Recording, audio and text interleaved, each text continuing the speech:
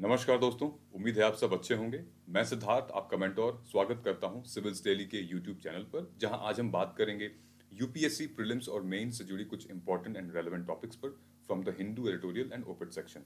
लेकिन इस चर्चा में आगे बढ़ने से पहले एक नज़र डालेंगे हम सिविल्स डेली के यूट्यूब रिचुअल्स प्रोग्राम के तहत, जहां पे अपनी तैयारी को आप और भी कॉम्प्रहेंसिव और कॉम्पैक्ट बनाइए। जुड़िए हमारे साथ डेली प्रोग्राम, जहां पे हर रात 9 से 10 बजे करीब हमारी एमसीक्यू की एक वीडियो पोस्ट होती है, जहां पे स्ट्रैटेजी और एक्सप्लेनेशन के साथ हम वीडियो पोस्ट करते हैं। करंटली मैं एडिटोरियल एंड ओपेड एनालिसिस का पार्ट कंडक्ट कर रहा हूं। उसके बाद करंट अफेयर स्पेसिफिक इश्यूज जाएंगे, जो कि हिंदू और अलग इंडियन एक्सप्रेस जैसे न्यूज़पेपर से कट आउट किए होते हैं। एंड देन फिर एक एक्सप्लेनर जाएगा। उसके बाद फिर last but not the least हमारे वीकली प्रोग्राम होते हैं, where in with toppers webinars, जो कि मेजरली अगर आप हमें फॉलो कर रहे हैं तो आपको ये सारे रिचुअल्स पता होंगे। सो दोस्तों, मुझे एक रिक्वेस्ट है मेरी आपसे कि जब भी आप हमारे चैनल पे जाएं, वीडियो देखें, उससे कुछ समझें, कुछ सीखें, सो सब्सक्राइब बटन को क्लिक करिए और बेल आइकन को दबाइए। Once you will click the bell icon, so जब जब हमारे वीडियोस पोस्ट होंगे एक नोटिफिकेशन आ जाएगी। इनफैक्ट आप सिविल्स डेली का मोबाइल ऐप भी डाउनलोड कर सकते हैं। ये एंड्रॉयड और iOS दोनों पे अवेलेबल है। ठीक है, तो एक नज़र डालते हैं दोस्तों। हमने कल कुछ क्वेश्चंस दिए थे एमसीक्यू बेस्ड, वेयर इन जिसका आंसर था, ये ट्रेड यूनियन से रिलेटेड आंसर है। ये 19C है इसका आंसर। आप आंसर मैच कर लीजिएगा। नहीं मैच होगा प्लीज कमेंट करके बताइए, हम इसका एक्सप्लेनेशन आपके साथ शेयर करेंगे।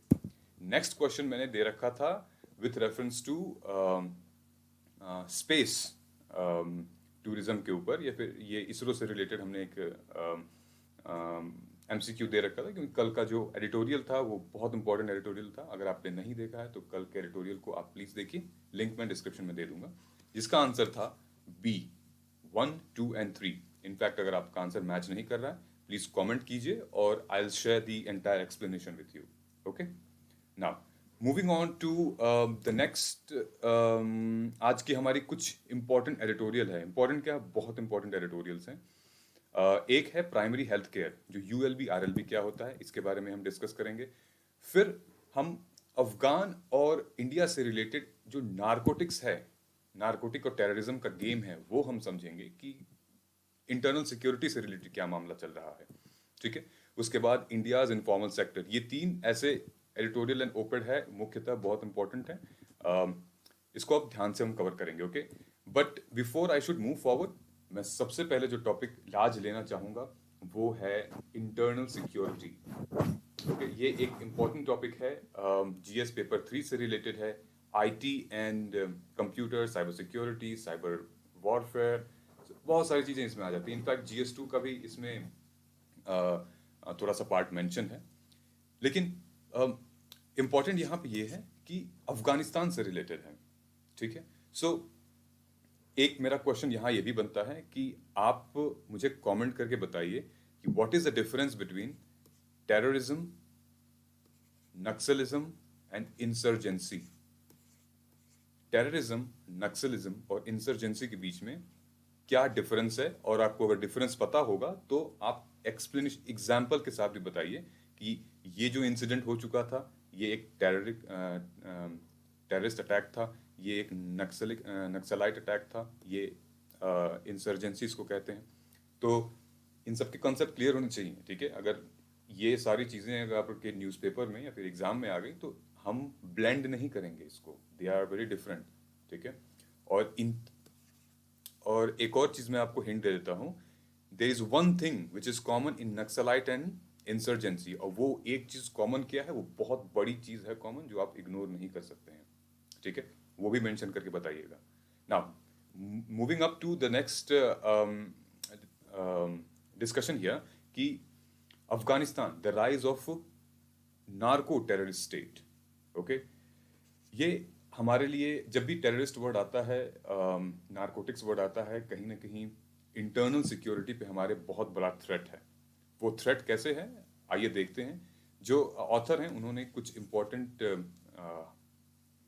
चीज़ें मेंशन की जो मैंने ऑलरेडी हाईलाइट की हुई है यहाँ पे। जब आप फ्री पीडीएफ डाउनलोड करेंगे इसका, तो you will be able to see कि ये सारी चीज़ें क्या है। बहरहाल बहुत ज़्यादा इसमें कुछ आपको पढ़ने की ज़रूरत नहीं है, ऑलरेडी मैंने बहुत दिन चीज़ें कवर की हुई हैं।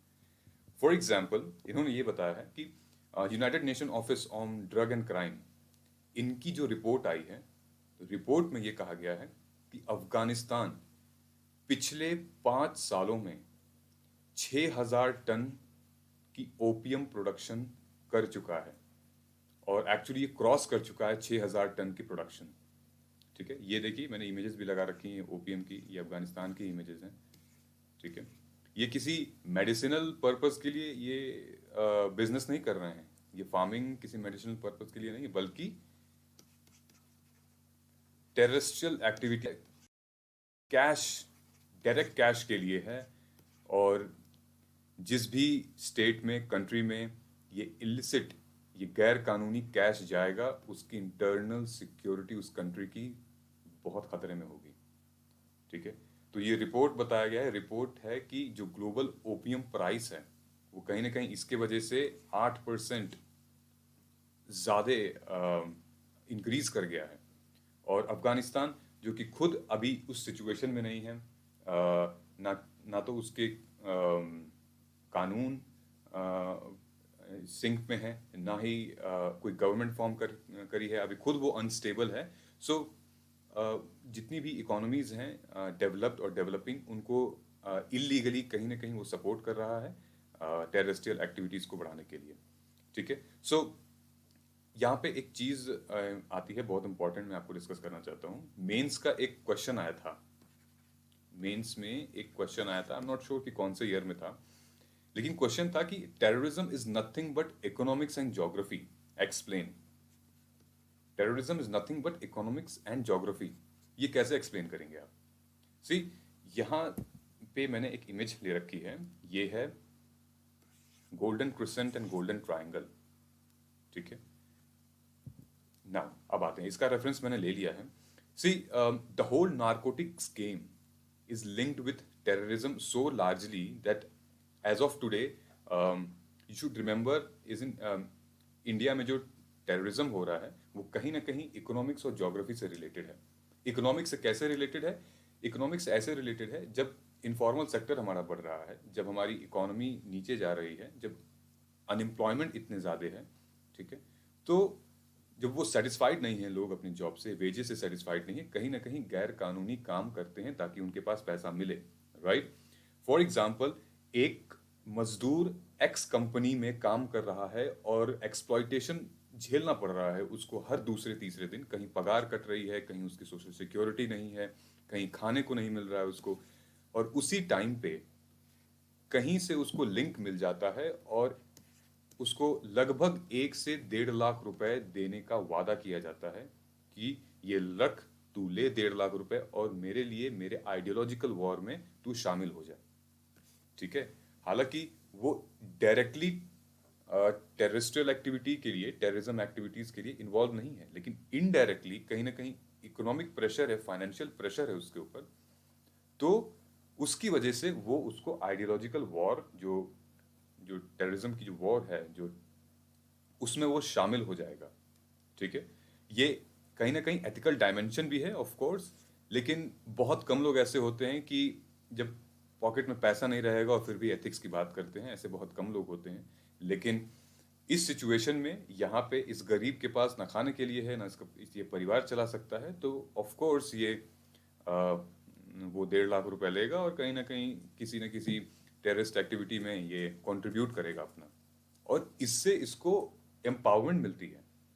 जहां पे इसको एक्सप्लॉइटेशन झेलना पड़ रहा था, वहीं पे अगर इसके हाथ में गन दे दी जाए तो एक पावर, सेंस ऑफ पावर महसूस होगा इसको, तो उसको यही लगेगा कि अरे यार मैं ही किंग हूं। तो this way the graph increase. Okay, ये सिर्फ इंटरनल सिक्योरिटी का मामला नहीं है, कहीं ना कहीं पॉलिटिकल अफिलिएशन भी है, बहुत सारी चीज़ें हैं इसमें। ठीक है, तो मैंने एक एग्जांपल देके आपको बताया कि how this this this gap increases. ये गोल्डन क्रिसेंट का मैंने ट्राइंगल ये जो यहाँ बताया है कि this is also a political objective. ठीक है, सो इन दोनों जगह पे सबसे ज़्यादा गोल्डन क्रिसेंट यहाँ, ये वही है अफगानिस्तान के ऊपर वाला एरिया है, ईरान के पास में, और ये आपका है वियतनाम, बर्मा, लाओस, इनके बीच में। ठीक है। सबसे ज़्यादा ड्रग ट्रेड यही होते हैं, सबसे ज़्यादा ओपियम यहीं उगाए जाते हैं, और यहीं से इल्लीगली ट्रांसफ़र होता है जितना भी नारकोटिक्स से रिलेटेड इलीगल काम है, चाहे वो सी के थ्रू हो, एयर के थ्रू हो, रोड के थ्रू हो, मीडियम कोई भी हो। क्योंकि रिसेंटली अभी हमने क्या देखा है गुजरात में, यहाँ पे देखिए इन्होंने मेंशन भी किया है, गुजरात में लगभग 3,000 किलोग्राम हेरोइन पकड़ी गई है। यू वोंट बिलीव कि 3,000 किलोग्राम की हेरोइन का दाम इनके बाजार में क्या होता है। 128 किलोग्राम अक्टूबर में पकड़ा गया था। ठीक है। सो ये कहीं ना कहीं हमारे इंटरनल सिक्योरिटी को डिस्टेबलाइज करेगा। ठीक है। अगर कोई आदमी नहीं कमा पा रहा है, 5,000 रुपये कमा रहा है महीने का या हफ्ते का, उसको आप 1.5 लाख रुपए दे दो और बोलो कि तुमको यहाँ से यहाँ तक सामान पहुंचाना है, तो क्यों नहीं करेगा वो। कहीं ना कहीं थी एथिकल डायमेंशन तो तब आएगा ना कि जब कहीं ना कहीं उसको गवर्नमेंट के लिए या फिर अ, अ, उससे रिलेटेड कोई स्कीम वगैरह आए तो वो सोच सकता है। लेकिन एथिकल डायमेंशन आएगा ही क्यों, जब उसको लगेगा कि, क्योंकि उस टाइम पे वो तो सेल्फ इंटरेस्ट रहेगा ना, सेल्फिश हो जाएगा। सो यहाँ पे ये इन्होंने बहुत डिटेल में एक्सप्लेन किया है कि ये जो गैर कानूनी पैसों से ये जो इलिसिट इकोनॉमी बन रही है, ये एक इमेजिनरी इकोनॉमी है जो कि कभी भी टूट सकती है। और वो कैसे बन रही है। सो अफगानिस्तान में जब से इन्होंने काबुल पे कैप्चर किया है काबुल को, तो इनकी जितनी भी जो पैसे कमाने का जरिया है, या तो वो टैक्स से कमा रहे हैं, टैक्स बढ़ा दिया है, हर चीज़ों पे टैक्स बढ़ा दिया है। ठीक है। या फिर पाकिस्तान बॉर्डर से, या फिर जो अफगानिस्तान के जितने बॉर्डर हैं उनके थ्रू इतनी ज़्यादा स्मगलिंग की जा रही है। और ये स्मगलिंग किसको फंड हो रही है, ये स्मगलिंग ट्रांसफ़र हो रही है जितने भी अलकायदा, इस्लामिक स्टेट हैं, और फिर आर्म फोर्स रिपब्लिक, यहाँ पे ये सारे हेजबोला एंड अदर्स, ये सारे जो एजेंसीज हैं ये मेंशन किए गए हैं। ठीक है। जो इनके नॉर्मल टैक्सेस थे उनको भी बढ़ा दिया गया है। सो ये गैर कानूनी चीज़ों से, जो कि बिल्कुल नाइंसाफ़ी वाली चीज़ है, उस वजह से ये सारी चीज़ें बढ़ाई जा रही हैं। कोई जायज़ तरीका नहीं है इनके पास पैसे कमाने का। ठीक है। तो ये एक इलिसिट इकोनॉमी है, एक इमेजिनरी इकोनॉमी है जो कभी भी बैठ सकती है। So now internal security, narcotics and terrorism, इसका एक जो लिंक है वो डेफिनेशन के तौर पे मैंने यहाँ पे एक मेंशन कर दिया है। जब इसका आप पीडीएफ डाउनलोड करेंगे तो एक आपके पास कंक्रीट डिटेल हो जाएगी। ठीक है। So this whole thing, as I said, this whole thing has include how drugs and weapons are actually traded. ठीक है। आप किसी को ड्रग दोगे, वो आपको वेपन देगा, ऐसे ही होता है। देखिए हमने म्यांमार बॉर्डर में ऐसे ही तो चीज़ें हुई थी, राइट। सो म्यांमार बॉर्डर पे, नेपाल बॉर्डर पे, पाकिस्तान बॉर्डर पे, ये सारी चीज़ें कहीं ना कहीं ये ऐसे ही होती हैं। So this is how your economics and geography combines with terrorism, and this is how you have to relate in your mains answer. ठीक है। And that is where your socio economic thing comes into picture, जहाँ पे मैंने वो एक गरीब मजदूर वाली बात बताई थी आपको। You can quote that example, you can give that reference. ठीक है। रिसेंटली अभी केरला में an educated 4 women they found to be guilty कि they were contributing in terrorism and they were highly educated. क्या रीजन था आपका, राइट। सो ये सारी चीजें हैं। सी एजुकेशन से इसका कोई मतलब नहीं है, that is a different thing that we will discuss some other day, but here is the thing which you can mention here. ठीक है। सो so these are the thing which you can quote in your answer, and that's the framework and structure should be. ठीक है। now यहाँ पे मैंने drug trafficking और इसके जो एक रिलेशन होती है वो मैंने मेंशन किया है। इसको आप इजीली डाउनलोड करेंगे पीडीएफ तो पढ़ लीजिएगा, बहुत ज़्यादा मैं डिटेल में नहीं जाऊँगा because these our basics. Okay, but yes there should be some policies which we can control these nexus and all. ठीक है। यहाँ पे एक important way forward इन्होंने लिखा है that India should look for a new alliance। ठीक है। क्योंकि इंडिया को पता है कि यहाँ पे अगर मैं फिगर में आऊँ तो ये इंडिया है, ठीक है, चाइना कहीं ना कहीं हमें सुपरसीड करना चाहता है, पाकिस्तान को लेके हमें सुपरसीड करना चाहता है, हमारी कहीं ना कहीं बाउंड्रीज को कैप्चर करना चाहता है। इस साइड से अफगानिस्तान, कहीं ना कहीं ये जो पूरा रीजन है वो रीजन खतरे में ना आ जाए, तो इंडिया को इस बारे में सोचना पड़ेगा। इंडिया को अपने आसपास की जो कंट्रीज हैं उससे अच्छे रिलेशंस बनाने होंगे, जैसा कि इसके वे फॉरवर्ड में इन्होंने मेंशन किया है। ठीक है, सो इंडिया को अफगानिस्तान के पॉपुलेशन के लिए, खास करके जो विमेंस हैं, जो सिविल सोसाइटी हैं, जो उनके लीडर्स हैं, जो बिजनेस ग्रुप्स हैं, ठीक है, उनसे एक हेल्दी रिलेशन बनानी चाहिए और कहीं ना कहीं एक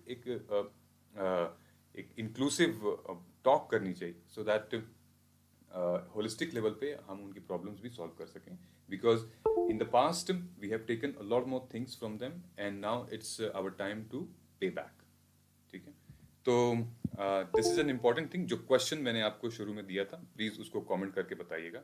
ये एक आई एम श्योर आप सब ने ये मूवी देखी होगी उड़ाव, ये बिल्कुल 100% इस टॉपिक से रिलेटेड है। यहाँ पे लिखा है इसमें, तेरे यहाँ दिल नहीं इतने कोकीन है। ठीक है, तो कोकेन है। सो इसका बहुत फेमस डायलॉग है कि जो ड्रग एडिक्ट की जो लड़ाई होती है ना, कि वो अपने आप को कैसे कंट्रोल करे, वो कहीं ना कहीं ये जो लड़ाई है नारकोटिक्स टेररिज्म की, जो स्टेट की लड़ाई है, उससे बहुत बड़ी है। एक ड्रग एडिक्ट रोज सुबह उठ के हमेशा यही सोचता है कि आज रहने दो, आज के बाद नहीं करूंगा, आज कर लेने दो। सो उसकी खुद की लड़ाई भी बहुत बड़ी है। ये एक बहुत बड़ा स्टेटमेंट है, लेकिन हम क्या कर रहे हैं उसके लिए, that should be the way forward for the government and what all the policies, what all the things we are trying to implement it as in the form of solution. ठीक है, नेक्स्ट जो हम अपनी news cover करेंगे वो है health, public sector health से related. So primary health care से रिलेटेड। तो यहाँ पे जो ऑथर हैं चंद्रकांत लहारिया, उन्होंने मेंशन किया है that small grant but a big opportunity for local bodies. ठीक है, इन्होंने जो 15th फाइनेंस कमीशन है हमारा, उसको बेस लेकर सारी ये पूरा आर्टिकल उस पर मेंशन किया हुआ है। ठीक है, ये जीएस पेपर 2 और 3 से रिलेटेड है, health government policies intervention issues relating to development. ठीक है, जो मुद्दा ये है, इनका कहना है कि जो फिनेंस मिनिस्ट्री है हमारी, उसके जो डिपार्टमेंट ऑफ एक्सपेंडिचर, उन्होंने एक बजट एलोकेट किया था for primary health care. Primary health care में भी union, urban local bodies and rural local bodies, इसीलिए मैंने यहाँ पे यूएलबी और आरएलबी लिखा है। सो जो फाइनेंशियल ईयर था ये वाला 2021-2022, उसमें 13,192 करोड़ एलोकेट किया गया था, जिसमें से 8,273 रूरल लोकल बॉडीज को है और 4,919 अर्बन लोकल बॉडीज को है। ठीक है, तो इश्यूज को समझने से पहले हम 15th फाइनेंस कमीशन के बारे में थोड़ा सा जान लेते हैं कि क्योंकि जिस जिस जिस जिस चीज़ को लेके इन्होंने आधार बनाया है वो 15th फाइनेंस कमीशन है, और वो क्या है, and then we will move forward.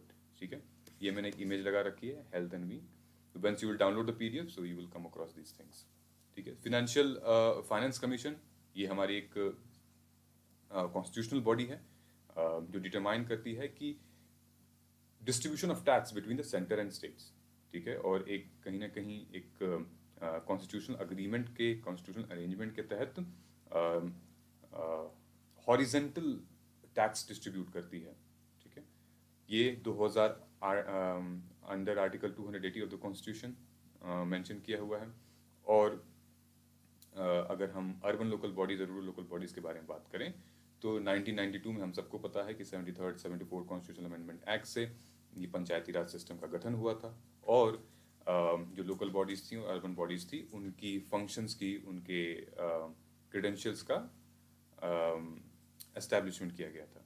ठीक है, तो अर्बन के लिए कोऑपरेशन एंड काउंसिल्स का जिक्र किया गया है, और लोकल रूरल के लिए पंचायती राज इंस्टीट्यूशन का जिक्र किया गया है। ठीक है, नाउ सो इस आर्टिकल में जो ऑथर बताना चाह रहे हैं कि जितने भी फंड एलोकेट हुए हैं, ठीक है, वो फंड्स कहीं ना कहीं प्रॉमिस्ड फंड से कम है, ठीक है। और फिलहाल जो फंड्स एलोकेट हुए हैं वो इतने कम हैं कि उतने में जो फैसिलिटीज़ हैं, जो गैप्स हैं वो मेजर नहीं हो पाएंगे, वो कंट्रोल नहीं हो पाएंगे, उसका सोल्यूशन नहीं मिल पाएगा, ठीक है। तो यहाँ पे इन्होंने लिखा है कि इंटेंशन तो गुड थे उनके, लेकिन वो गलत हो गया था, ठीक है। उन्होंने तो जो पॉलिसी निकाली थी तो गुड इंटेंशन से निकाली थी, लेकिन जब इम्प्लीमेंट होने की बात आई, जब उसको रेगुलेट करने की बात आई, एडमिनिस्टर करने की बात आई, तो कहीं ना कहीं चीज़ें मिसमैच हो गई थी। तो एक बहुत इंटरेस्टिंग आर्टिकल है जहाँ पे ये दिखता है कि हम स्ट्रक्चर्ड नहीं हैं, ठीक है। एक विशफुल थिंकिंग होती है कि हम बस मन में सोच रहे हैं कि चीज़ें हो जाएं, लेकिन on papers, on ground level वो नहीं हो रही हैं। उसके कुछ प्रामाणिक रीजंस हैं यहाँ पे, वो मैं आपके साथ शेयर करता हूँ। The government funding for primary urban primary health services what not challenged at the state ULBs, ठीक है। यहाँ पे इन्होंने यही मेंशन किया है कि जितनी भी फंडिंग हुई थी गवर्नमेंट की तरफ से, वो अच्छी तरीके से चैनल नहीं हो पाई हैं स्टेट हेल्थ डिपार्टमेंट के थ्रू और यूएलबीज के थ्रू, ठीक है। तो जब आपने किसी डिपार्टमेंट को, किसी प्रोजेक्ट को पैसा एलोकेट किया है, और जब हम उसको चैनल ही करना भूल जा रहे हैं, हम वो प्रोसेस कैसे होगा, इम्प्लीमेंट कैसे होगा, तो फिर फंक्शन ग्राउंड लेवल पे कैसे होगा, हेल्थ केयर का जो प्रॉब्लम है वो कैसे सॉल्व होगा, राइट नाउ। दूसरा रीजन ये था कि जो एक क्लैरिटी नहीं थी इन लोगों में, करना क्या है, रिस्पॉन्सिबिलिटीज किसकी क्या रिस्पॉन्सिबिलिटीज हैं। ऐसे ही करप्शंस भी होते हैं, जब लोगों को पता ही नहीं क्या करना है तो लोग is like everybody will be careless, अरे मैं नहीं करूंगा, छोड़ देते हैं, ठीक है। सो पहला ये था कि प्रॉपर चैनलाइजेशन नहीं था, ठीक है, स्टेट हेल्थ डिपार्टमेंट्स या फिर यूनियन अर्बन लोकल बॉडीज के साथ कोई तालमेल नहीं था। रिस्पॉन्सिबिलिटीज क्या थी पता ही नहीं थी, लैक ऑफ क्लैरिटी था उसमें, okay.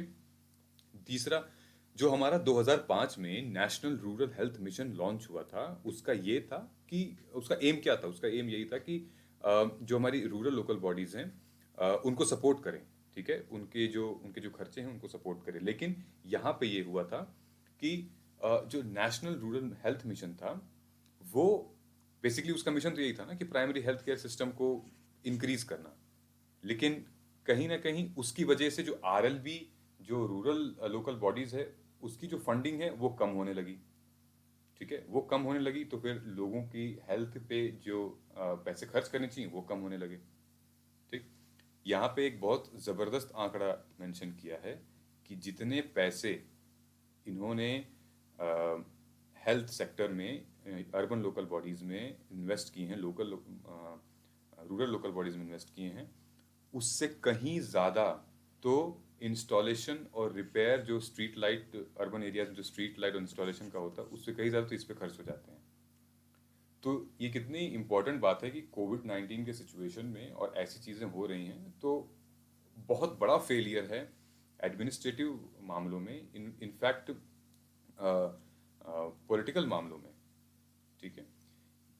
Both urban and rural India needs health services, ठीक है, लेकिन चैलेंजेस ये है कि रूरल एरियाज में poor functioning of available primary health care तो है, ठीक है। इनफैक्ट जितने क्लिनिक्स अर्बन एरियाज में नहीं है, उतने क्लिनिक्स रूरल एरियाज में है, लेकिन वो फंक्शनिंग नहीं है, बहुत दयनीय स्थिति में है। कहीं कुछ टूटा हुआ है, कहीं कुछ खराब है, मशीन काम नहीं कर रही है। और अर्बन एरियाज की प्रॉब्लम ये है कि इंफ्रास्ट्रक्चर नहीं है, क्योंकि इतने सारे लोग हैं, इतने सारे मरीज हैं अर्बन एरियाज में, प्रॉपर क्लिनिक्स नहीं है, प्रॉपर हॉस्पिटल्स नहीं है, डेडिकेटेड वार्ड्स नहीं है, डॉक्टर नहीं है, नर्सेज नहीं है। तो ये बहुत सेंसिटिव मामला है। ये कुछ स्टडीज आती हैं जिन पे गवर्नमेंट को फोकस करना चाहिए, and this is the thing I think you should mention in your answer, कि किस वजह से रूरल एरिया चैलेंज हो रहा है, क्या पॉलिसी इंप्लीमेंट करनी चाहिए, और किस वजह से अर्बन एरियाज चैलेंज्ड हो रहा है और वहाँ क्या पॉलिसीज इंप्लीमेंट करनी चाहिए, ओके। जो ऑब्स्टेकल्स बताए हैं वो यही ऑब्स्टेकल हैं जो मैंने अभी आपको बताया है, ठीक है। जो अर्बन एरिया में primary health care service weaker है than rural area. Rural area में चल जाता है मामला, ठीक है, लेकिन यहाँ पे primary health care service weaker है। ये वही चीज़ है मैंने आपको जो भी बताई। And the low priority given to an insufficient fund health, वही है कि जो फंडिंग है वो बहुत कम दी जा रही है, ठीक है। इंफ्रास्ट्रक्चर पे अगर रोड की बात करें, रोड पे इतना पैसा लगाया जा रहा है, और अगर हम क्लाइमेट की बात करें तो क्लाइमेट पे इतना पैसा लगाया जा रहा है, स्पेस पे इतना पैसा लगाया जा रहा है, तो हेल्थ पे क्यों नहीं लगाया जा रहा है भाई साहब? जिंदा रहोगे, अच्छे से रहोगे, तभी तो करोगे काम, राइट? तो इसके एसेंशियल स्टेप ऑथर ने उन्होंने बताए हैं कि सबसे पहले जो है वो एक रिप्रेजेंटेटिव होना चाहिए स्पेसिफिकली, ठीक है, जो काउंसिलर लेवल मतलब अर्बन लेवल पे और पंचायती लेवल पे, जो कि रिप्रेजेंट करे उस सेगमेंट को और अपडेट करता रहे अपने सुपीरियर्स को पब्लिक हेल्थ सर्विसेज और प्राइमरी केयर के बारे में कि बॉस चीज़ें टाइम से डिलीवर हो रही हैं, और क्लैरिटी होनी चाहिए। तो एक चीज़ देखो बहुत इंपॉर्टेंट है यहाँ पे, जब आप मेंस का आंसर लिखोगे तो यहाँ मैंने आपको क्या मेंशन किया है, यहाँ चैलेंजेस हैं, ठीक है। तो इन्हीं चीज़ों को आप मेंशन कर सकते हो एसेंशियल स्टेप्स में, दैट कुछ चीज़ें जो हैं क्लैरिटी ले आनी चाहिए, ऐसी पॉलिसी इंप्लीमेंट करनी चाहिए जो कि लोगों में समझ हो, ठीक। सेकंड इन्होंने मेंशन किया awareness citizens about responsibility of local bodies health care services. तो मतलब लोकल बॉडीज को ये एक एक अवेयरनेस स्प्रेड करना चाहिए कि ऐसी भी कोई स्कीम चल रही है, और एडुकेट हों लोग ज़्यादा से ज़्यादा, सो दैट जितने भी लोकल पीपल सिटीजन्स हों उनको इस बारे में पता हो कि उनके शहर में ये फैसिलिटीज़ है, so that they can go and check. और जो ये लोग हैं रिप्रेजेंटेटिव हैं वो अकाउंटेबल होने चाहिए इस ड्राइव को मूव करने के लिए। सिविल सोसाइटी का दोस्तों यहाँ बहुत बड़ा रोल है, ठीक है। मैं ज़्यादा डीप में नहीं जाऊँगा, लेकिन हम जो कुटुम्बश्री इसका बहुत बड़ा एग्जाम्पल है केरला में। कुटुम्बश्री आप सर्च करिएगा, एक सेल्फ हेल्प ग्रुप है जो कि विमेन द्वारा ड्रिवन है, विमेन्स द्वारा ड्रिवन है। 1997 में इसका इनिशिएटिव हुआ था, बहुत ज़बरदस्त एग्जाम्पल है। इनफैक्ट आंगनवाड़ी वर्कर्स का भी एक बहुत ज़बरदस्त एग्जाम्पल मैं दे सकता हूँ यहाँ पे। सिविल सोसाइटी का बहुत बड़ा रोल होता है रिमोट लेवल तक अवेयरनेस फैलाने का, ठीक है, और वो ट्रैक कर सकते हैं कहाँ तक प्रोग्रेस हो रही है हेल्थ सेक्टर में, ठीक। चौथा जो पॉइंट इन्होंने बताया है वो बेटर कोऑर्डिनेशन का बताया है बिटवीन मल्टीपल एजेंसीज। अब यहाँ सेंटर है, स्टेट है, स्टेट में भी ढेर सारी अर्बन लोकल बॉडीज हैं, उसके बाद फिर स्टेट के अंदर गांव हैं, रूरल एरियाज हैं, डिस्ट्रिक्ट हैं, तो बहुत सारी एजेंसीज हैं जो कि ओवरलैप करती हैं। तो क्लैरिटी होनी चाहिए कि बॉस आप ये काम करिए, आप ये काम करिए, आप रिपोर्ट पब्लिश करोगे, आप अकाउंटेबल होगे, आप हमें प्राइमरी हेल्थ केयर के बारे में पूरा रोड मैप बताओगे। तो एक इंस्टीट्यूशनलाइज होना चाहिए, फ्रेमवर्क होना चाहिए किसी चीज़ का। ऐसे ही नहीं कि हम मतलब गवर्नमेंट बना लिए और हम रन करेंगे और हमने एलोकेट कर दिया 60,000 करोड़, अब वो जा रहे हैं नहीं जा रहे हैं, ऐसे थोड़ी होता है, राइट। दूसरी चीज़ ये है क्लिनिक्स, चाहे अर्बन लोकल बॉडीज हो चाहे रूरल लोकल बॉडीज हो, भैया क्लिनिक्स तो खोलनी पड़ेगी आपको, ठीक है। कहीं ना कहीं एक एक फिगर आया था, मैं वो फिगर आई थिंक कल शेयर कर दूंगा आपसे। फिगर ये आया था कि हर 1,000 पॉपुलेशन पे कितने हॉस्पिटल्स हैं या फिर कितने बेड्स हैं, ठीक है। आई थिंक कुछ हमारे 1 लाख पॉपुलेशन पे 300-400 बेड्स अवेलेबल हैं। ये बहुत बुरी स्थिति है, ये मैं ओवरऑल इंडिया की बात बता रहा हूँ। अगर मैं यूपी, बिहार, झारखंड जैसे स्टेट्स के बारे में बताऊं तो और भी कम है, 100 से भी कम है, ओके। सो बहुत ज़रूरी है, और खासकर कि कोविड-19 के सिचुएशन में जब हेल्थ सेगमेंट का पूरा फेस सामने आ गया कि भाई क्या स्ट्रक्चर है हेल्थ सिस्टम का, तो तब तो करना ही चाहिए, बिल्कुल राइट नाउ। और तब और क्योंकि थर्ड वेरिएंट अभी सर पर है, ओमिक्रॉन। अगर आपने नहीं देखा होगा ओमिक्रॉन के बारे में तो प्लीज़ हमारे यूट्यूब चैनल पे उसके बारे में एक वीडियो है, प्लीज़ आप उसको देखिए। और करंट अफेयर्स में भी कवर किया हुआ है, अगर 2-3 दिन पहले का आप करंट अफेयर्स देखेंगे तो, okay. Now 15th finance commission के बारे में हम थोड़ा सा यहाँ पे जान लेते हैं कि ये था क्या। ये इमेज मैंने दे रखी है, ऑलरेडी आपको पता होगा, ओके। सो बेसिकली ये जो है finance commission has suggested the increase of state expenditure. State expenditure 8% द्वारा इन्होंने 2022 में बढ़ाने का वादा किया है, ठीक है। ये जो कमीशन है वो all India health services, all India medical services और जो भी उसको प्रायोरिटाइज करेगा। Patterns on the UPSC civil services, जैसे हम कंडक्ट कराते हैं यूपीएससी का एग्जाम, वैसे इसको इसके क्रिएशन में एग्जाम देने में प्रायोरिटाइज करेगा। National medical council is suggested to develop small, यही इसी की मैं बात कर रहा था कि wellness clinic, basic surgical procedure, anaesthesia, obstetrics and gynecology, ENT, and so on and so forth. Ayush to be encouraged as an elective subject for medicine graduates. ठीक है, allied health professional bills ये सब पास होने चाहिए, so on and so forth. So constructively comprehensively जो finance ministry है उनको health sector में लिटरली थोड़ा सा ज़्यादा इन्वेस्टमेंट करनी चाहिए और थोड़ा स्ट्रक्चर्ड फ्रेमवर्क के थ्रू इम्प्लीमेंट करनी चाहिए प्रोसेस। ऐसे ही नहीं कि हम कुछ भी निकाल रहे हैं। ठीक है, एक मोस्ट प्रोबेबल क्वेश्चन मैं यहाँ पे मेंशन कर देता हूँ, प्लीज़ इसको कमेंट करके आप बताइएगा। Which one of the following statement about 15th commission is not correct? So I would request you please comment करके बताइए and I will share the answer tomorrow morning probably. Moving on to our next and the last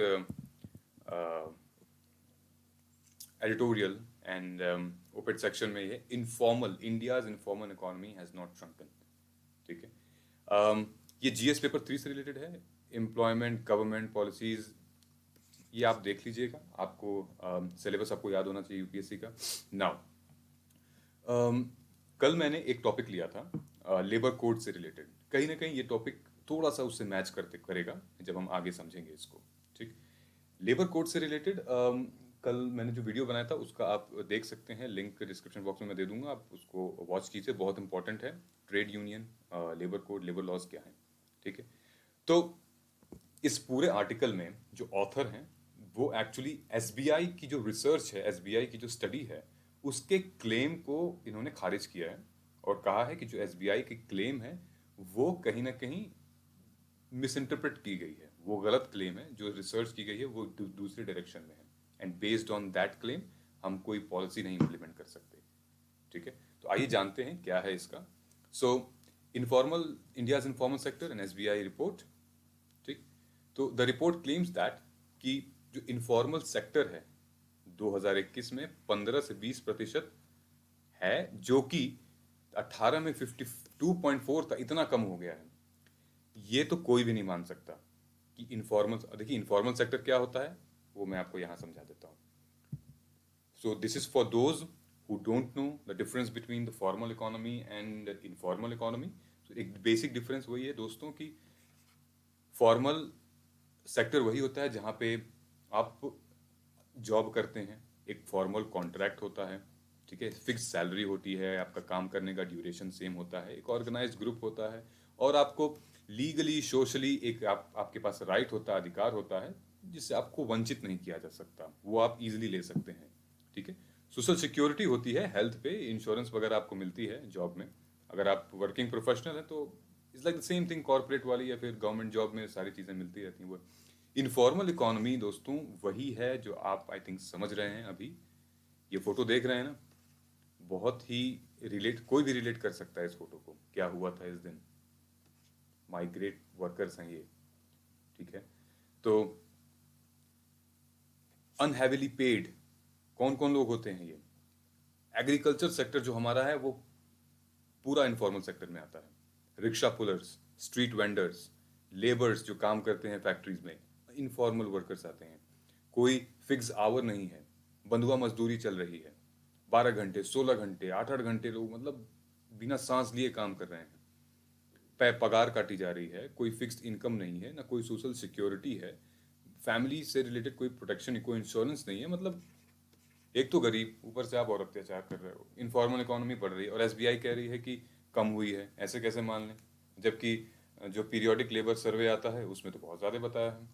सो इसी के बारे में ये पूरा article था। सो इन्होंने कहा था कि ये कम हुआ है, तो जो ऑथर हैं वो कह रहे हैं कि ये गलत है, ऐसा नहीं है। ठीक है, क्योंकि जब से कोविड आउटब्रेक हुआ है, informality of enterprises and workers has increased in all such economies, सिर्फ इंडिया में ही नहीं, हर जगह पे। ठीक है, गरीबी बढ़ी है, थोड़ी सी अनएम्प्लॉयमेंट बढ़ी है, माइग्रेशन इधर से उधर हुआ है। ठीक, 17th कॉन्फ्रेंस 2003 में, ये जो इंटरनेशनल लेबर ऑर्गेनाइजेशन है, 2003 में इनफॉर्मल वर्कर की जो डेफिनेशन थी उसमें उन्होंने ऐड किया कि इनफॉर्मल वर्कर्स वो भी होते हैं जिनकी कोई सोशल सिक्योरिटी नहीं होती है। ठीक है, तो ये आपके आंसर के लिए बहुत इंपॉर्टेंट टर्म है कि 17th कॉन्फ्रेंस जो हुआ था 2003 में, आईएलओ ने करवाया था, उसमें सोशल सिक्योरिटी वाला मामला ऐड हुआ था, इसलिए मैंने बताया। ये देखिए, ये रिक्शा पुलर्स, ये जो इमेजेस मैंने लगाई है, ठीक है, ये हैं ब्रिक किल्न वर्कर्स, मजदूर, ईटा धोते हैं, कोई काम नहीं है, कोई कोई समय नहीं है इनका, कभी भी जाते हैं कभी भी आते हैं, 100-200 रुपये 300 रुपये मिलता है।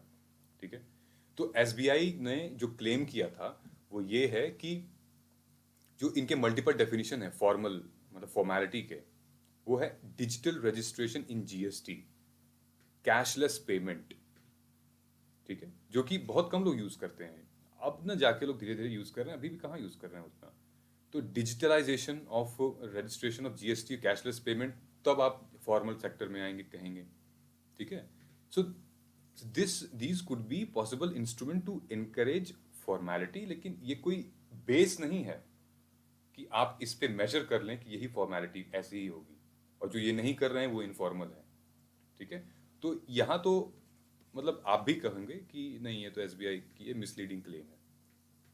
ठीक है, SBI study confuse the shrinking, वही चीज मैंने वहां पे डिस्कस की है कि इन्होंने जो एसबीआई ने क्लेम किया है कि इनफॉर्मल सेक्टर श्रिंक किया है, जबकि और सारे क्लेम्स बता रहे हैं कि स्टडीज बता रहे हैं कि वो इंक्रीज हुई है। ठीक है, it has clearly led to the fall in the employment, specially जो नॉन फार्म सेक्टर्स हैं। ठीक है, एग्रीकल्चरल सेक्टर है, पूरी एम्प्लॉयमेंट ही उनकी है फार्मिंग वाली, इनफॉर्मल वाली।